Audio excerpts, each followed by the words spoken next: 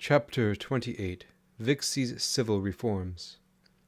With the economic depression approaching day by day, Vixie found it imperative to take whatever actions were necessary for the well-being of the Kitsune Kingdom. So, she began with having those civil servants under her command make a summary of the most used and critically important goods and services people used every day, so that she could allocate government resources more efficiently as chief executor acting in place of Inari. After all, with an economic depression approaching, the Kitsune government wouldn't have massive amounts of money and resources to waste on pointless programs and outdated regulations that no longer served any good purpose.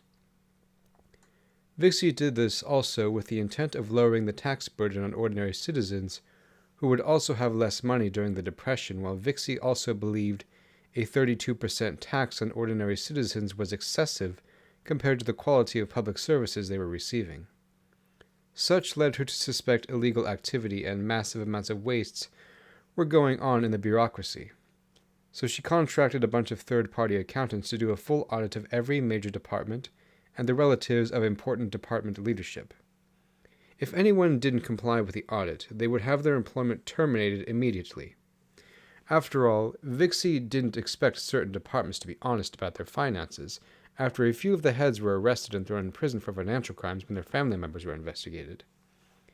After all, a common financial crime the auditors discovered was money laundering through relatives of high-ranking members in the departments in order to make their finances appear perfectly legal on paper. And it was after this discovery that many of these department heads were prosecuted for felony fraud charges and money laundering and almost universally convicted and thrown in prison.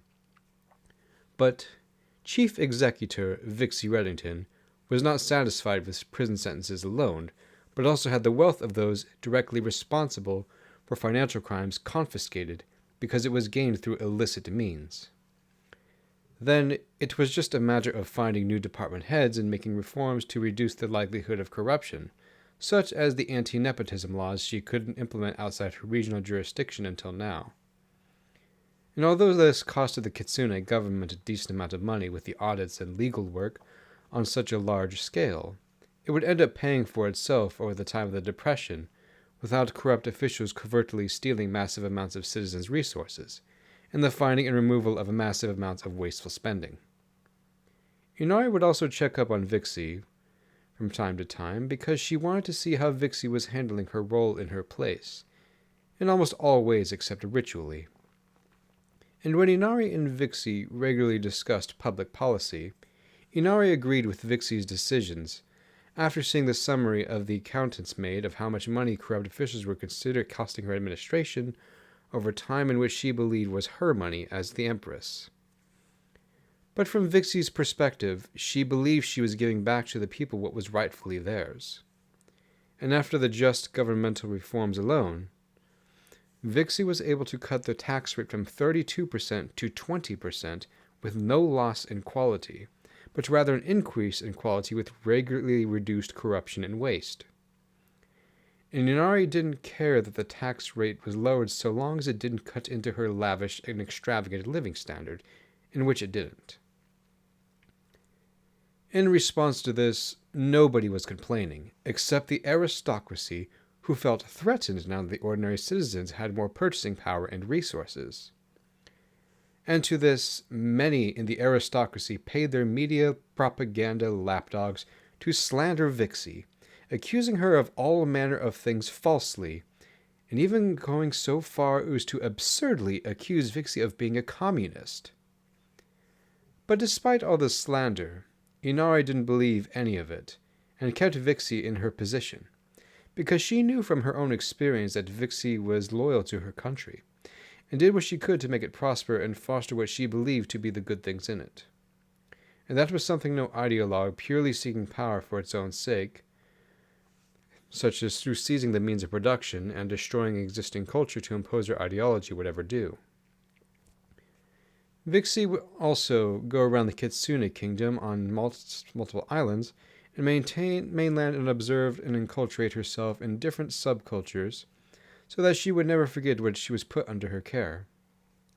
And seeing that many of her own people were being overworked and not given proper rest to the point their entire cultures were disappearing to promote marginally increased profits, Vixie made it illegal to force people to work more than 6 days a week and established the empress's birthday as a national holiday so workers could get their rest.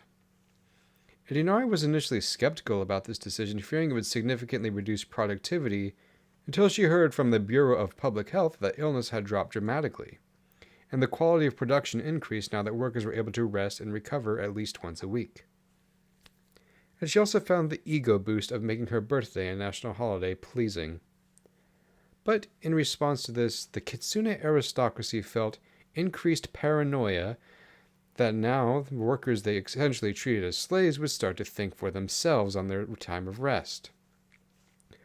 After all, they had become more able-bodied, and communities came closer together.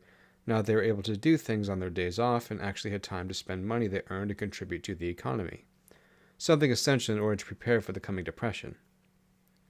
And it was communities coming together that the aristocracy feared, because ordinary workers outnumbered them thousands to one, and made everything and built everything and operated everything they own on paper. And if they so desired, they could overthrow the aristocracy and seize the means of production in a day if they were organized and desired to do so. But for the most part, most of the kitsunes living on the many islands just treated their day off to do nothing of monetary value.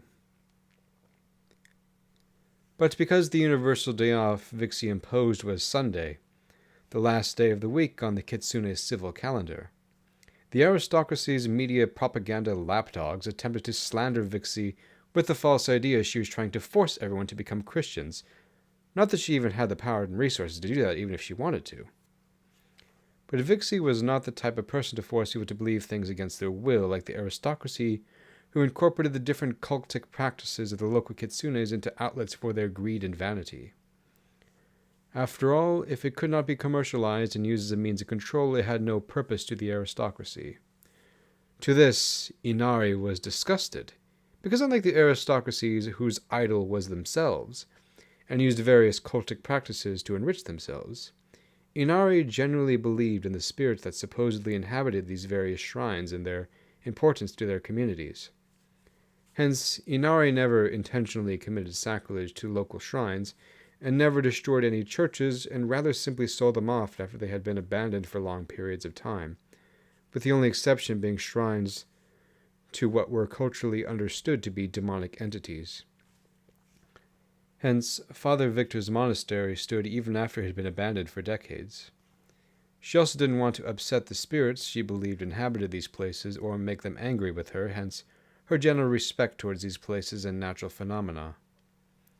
Inari also knew that Vixie would leave for the Tanuki Republic every week in the twilight hours of every Sunday morning to attend the liturgy when there were no more churches in the Kitsune clan. And to this, Inari never had a problem, believing Vixie was interceding to her god on the behalf of her kingdom, other than the resentment that it was with the Tanukis out of all people. She had also gone about thinking about what it meant to be prosperous ever since she lost the keys of prosperity, and whether greed was really any prosperity at all. And after some intense questioning of her brother, Father Victor, she came to the conclusion that being prosperous is about manifesting what is good in the world and benefiting from such goodness. And now it was just a matter of manifesting what the greatest good would be, and benefiting from it. And that was the new question on her mind that needed answering. What is the greatest good to be manifested and benefited from? And it seemed the answers the priests of Okami Inari gave her were no longer satisfying. And when Inari was inquiring into Christianity with her temporary wrought paw-hand man, Blondie, accompanying her, she had questions about the highest good, and to this Father Victor answered, "The highest good is God, as the source of all good things, and to benefit from God we must manifest his likeness. A truly prosperous person is someone who lives in the presence of God and makes the presence known in their whole person. Idolatry is not merely the worship and sacrifice to created things, but placing lesser goods in the place of the ultimate good, which is God. Therefore, the goodness of material prosperity, wholesome communities, and having a country are good, but when taken out of their proper place, they become a means of death rather than a means of life. And to this answer, the Fox Queen was satisfied. Titania's graduation. After everything she went through, Titania was now 18 years old and completing her senior year of high school. In everything she did, her last musical theater performance, she made her last bow playing her role as Titania in Midsummer's Night's Dream by Shakespeare.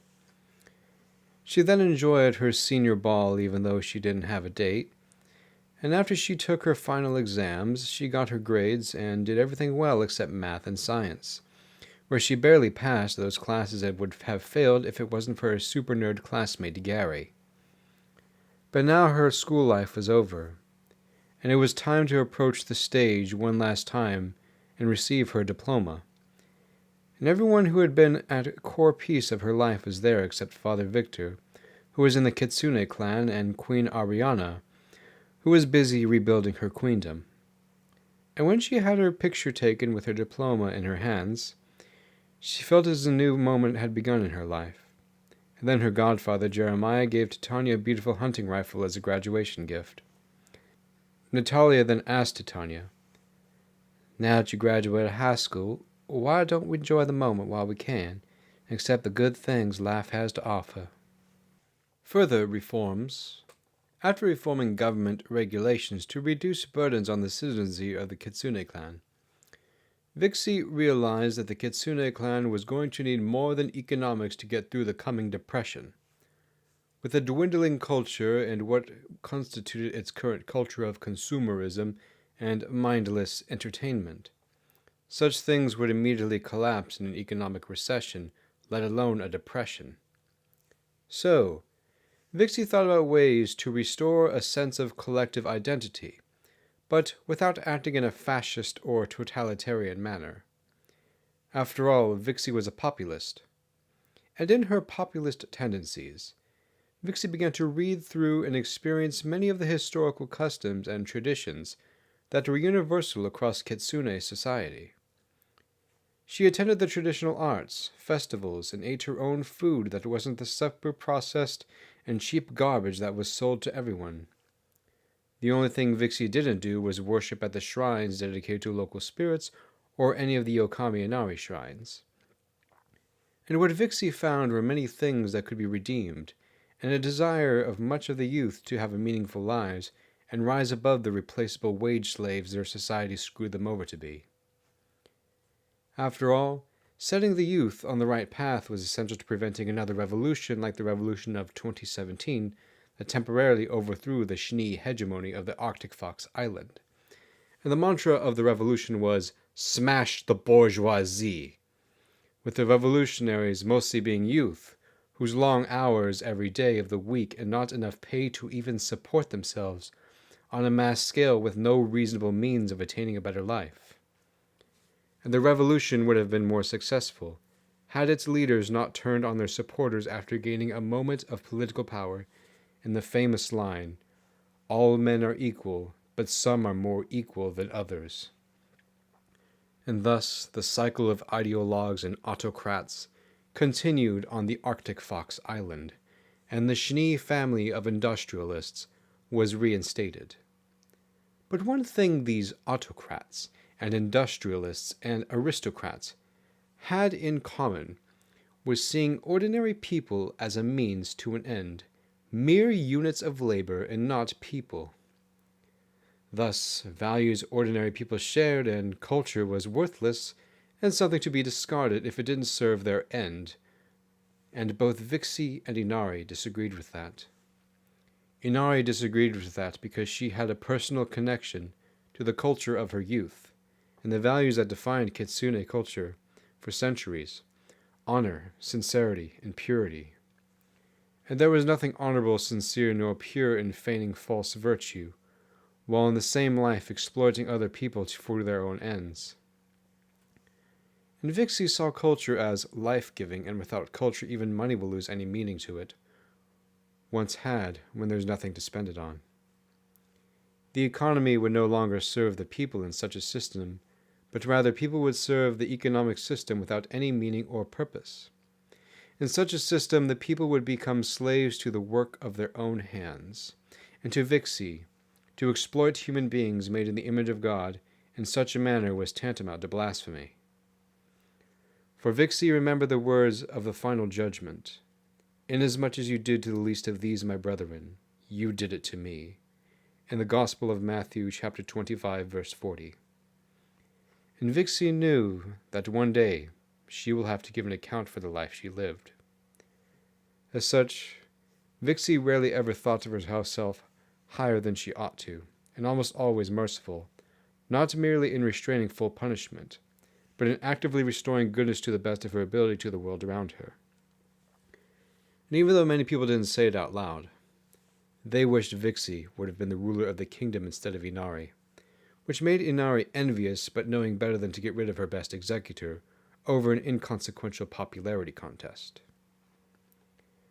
As for how Vixie could see so many aspects of traditional Kitsune culture as redeemable, when so many of the catechumens and youth couldn't, was because of her spiritual maturity. Whereas many of the catechumens were still under the old mindset of hard rules and precise rituals and canons against the wishes of their spiritual fathers, Vixie took inspiration from St. Augustine of Hippo, and that all truth is God's truth, hence all able to benefit anywhere truth can be found. And similarly, like St. Basil the Great, Father Victor had similar ideas for instructing his catechumens, in pulling what was redeemable out of pagan literature, such as the old moral fables his father would read to him in his youth. After all, many of his catechumens were becoming puffed up with pride from learning theology without comprehending it and becoming purely intellectualized and falling into the devices of deficiencies and extremes. Some even went so far as to insult their own Kitsune heritage and glorify the Tanukis as some sort of bastion of Christianity, and even refused to wear their own cultural clothing in favor of dressing like Tanukis, believing that their own culture was irredeemable and had to be replaced.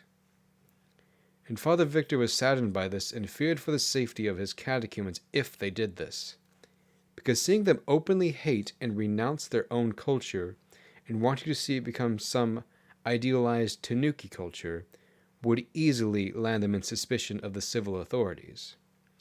After all, the Kitsune public education system ingrained within most citizens to have a nationalistic tendencies, regardless of what the state of their society was in.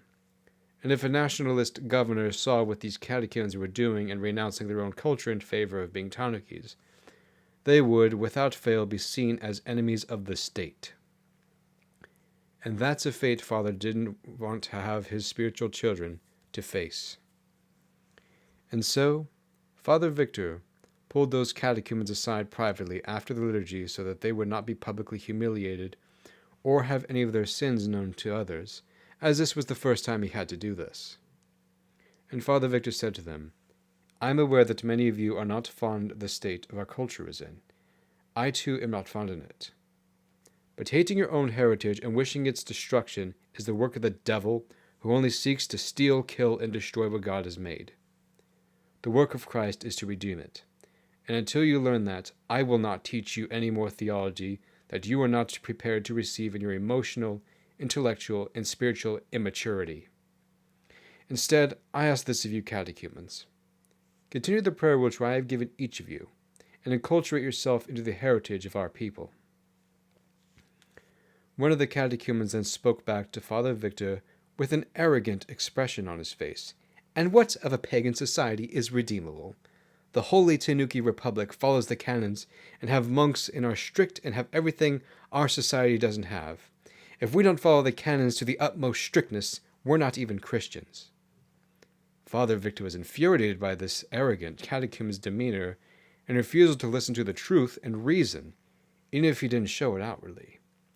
"This is why I am not teaching you deeper theology at this time. You are still thinking like a pagan, as if Christian life were some magical spell and formula to appease the gods.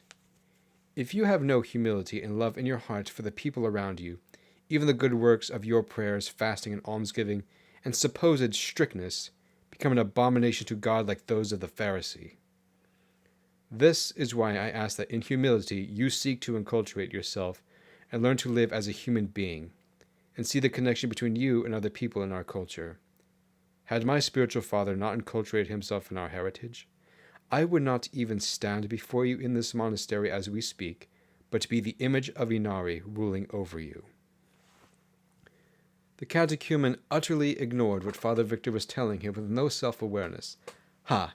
No wonder you're so attached to this worthless country. You were raised a pagan. Let go of your attachments to this country's paganism, or you're not worthy to be my priest." Father Victor realized there was nothing he could do for this prideful catechumen other than let him experience the painful consequences of his own pride, and said to him, "Then if you really want to be a tanuki so badly, the Chinukis will gladly take you in. They're a very hospitable people. Just make sure you have a means of getting across the water to their shores, knowing you have less than 5 taels, and not legally allowed to leave the country. So you may want to learn how to swim." And when Dixie was getting out of the bathroom, she overheard Father Victor's facetious suggestion, knowing it was a miles-long swim across turbulent seawater to the Tanuki Republic, and the catechumen's arrogance, and laughed at hearing her home country being called Holy Tanuki Republic, despite it being very obvious problems to her. Dixie then said while laughing, "They wouldn't last 5 minutes in Tanuki society." The catechumens then went home and did as Father Victor instructed, and enculturated themselves in the traditional heritage of the Kitsune civilization. But the arrogant catechumen went to get a drink at a local bar and publicly derided traditional Kitsune heritage and extolled Tanuki culture as holy and superior. Unfortunately for him, 2 members of the Kitsune Navy's Marine Corps were on leave, and rather than have the civil authorities deal with this disturbance, the 2 soldiers took the arrogant catechumen behind the building and brutally beat him for insulting the country they swore allegiance to. And after beating him up and knocking him out, they broke his legs and threw him into the dumpster, and closing the lid so no one could hear his screams of pain when he woke up over the sound of traffic, only to be found by the bar owner taking out the trash hours later and calling an ambulance to take him to the hospital. Did you know this? Super Nerd Gary. This was a little nod to a defunct classic web game, Club Penguin, and the character in the Penguin Secret Agency missions named Gary the Gadget Guy. In Club Penguin, Gary was the inventor of all the spy gadgets, and was known for being one of the smartest penguins on Club Penguin Island. The Prideful Catechumens. This was partially based on real experiences I had with some catechumens. They had read some ancient canons out of context and started acting as if they were more knowledgeable than the priest who spent 7 years in seminary studying theology and engaging in the life of the church for 50-plus years, while these catechumens haven't even been engaged in the life of the church for a year. And some of these catechumens were even so prideful as to accuse legitimate bishops as heretics and anathema without any evidence that such and such bishop was even preaching heresy. Heresy is also something very serious in the Orthodox Church, and never something to be taken lightly, and there's a big chasm between what constitutes heresy from simply being wrong about something. And the difference is that a heretic knows what they're preaching is erroneous and against the faith that has been passed down since the apostles, and refuses all correction. This actually applies to very few people throughout Christian history, and in most cases it's with extremely arrogant people like Arius and Nestorius, who were so arrogant that it was immediately visible to anyone who encountered them. They also often had an air of fake intellectual superiority, as was the case with some Arians, being intellectually destroyed by a bishop who didn't even have a formal education at the Council of Nicaea, nor training in philosophy, logic, nor rhetoric. There are also other experiences I've had with prideful catechumens, where they hated their own culture, where in my case was American culture, and wanted to see it end and be replaced by some utopian vision often associated with other countries that no longer exist, like the Russian Empire or Byzantium. The most common one I see is glorifying Russia as some sort of Orthodox Christian promised land, despite it still being ran by the same people that were part of the Soviet government, and even deriding traditional Orthodox countries like Greece for supposedly being too lax and not strict enough and too liberal, for whatever that's supposed to mean. And having been to Greece myself, I can't see how Greece is not an Orthodox Christian country, to the point where you can't truly be Greek without being Orthodox, because the two are so interlaced with each other. As such, Father Victor and the Prideful Catechumens is a sort of allegory for this kind of experience, where Father Victor shares some of the traits with spiritually mature Christians who are intent on redeeming the world rather than destroying it.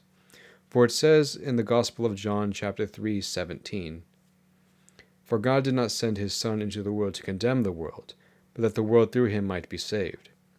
Hence, my primary concern with dealing with the world is redeeming what is good without participating in what is evil. Or, as the Englishmen would say, eat the fish and spit out the bones. And I think there are a lot of good things in American culture that get ignored when zeal is not tempered by wisdom. Father Victor on prosperity. His short speech on prosperity is a nod to St. Thomas Aquinas in The Ultimate Good on his Summa Theologica. However, when I wrote this back in 2023, I had not yet read the Summa Theologica, yet somehow almost wrote the exact same thing as Thomas Aquinas on the same subject. I also hold the opinion that the Summa Theologica is better than the Philokalia as a Christian theological text, because it doesn't have many of the esoteric problems that are openly apparent in the Philokalia that almost make it seem like a Buddhist or a Neoplatonist or Gnostic text, with sections that have an attitude like the physical body is inherently evil and the spirit inherently good, and trying to flee the physical body through spiritual practices.